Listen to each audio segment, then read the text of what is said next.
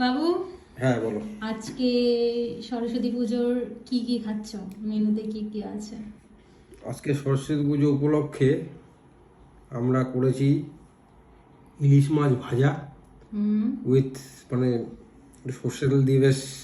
সর্ষের তেল দিয়ে মানে ইলিশ মাছের তেলটা। তেলটা খাবে। হ্যাঁ, আর হচ্ছে ইলিশ মাছ রয়েছে। এদিকে আছে ডালের বড়া। হ্যাঁ, ঠিক এটা আছে। হচ্ছে মটর ডালের মটর বড়া। ডালের বড়া এখানে হেভি রাখো। হয়েছে খেতে, এটা আমি একটা টেস্ট করেছিলাম। হুম, আর এখানে আছে মাটন কষা। মাটন, আর গরম ওখানে গরম ভাত হ্যাঁ সাথে। আর ওখানে আছে একটু ফ্রাইড রাইস আছে, বাট ফ্রাইড রাইস। যেহেতু গরম গরম ইলিশ মাছ দিয়ে আগে ইলিশ মাছ দিয়ে খাওয়া। ডালের বড়া দিয়ে ইলিশ মাছের তেল দিয়ে ভালো করে খেয়ে তারপরে মটন দিয়ে ভাত আর ফ্রাইড রাইস, যেটাই হবে হবে, তাই তো? তাহলে আজকে দুপুরের মেনু ভালো হয়েছে? তোমার মন মতো হয়েছে? ব্যাপক মেনু। সবাইকে সরস্বতী পুজোর শুভেচ্ছা। হ্যাঁ। কারণ আমরা বাইরে থাকি, আমরা পুজোতে যেতে পারিনি, বাট আমরা বাড়িতে পুজো দেবো।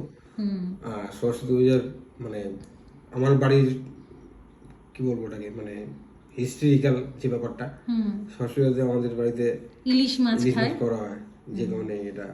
হুম। তো ঠিক আছে, চলো খাওয়া শুরু করে দাও। হুম, টাটা। টাটা।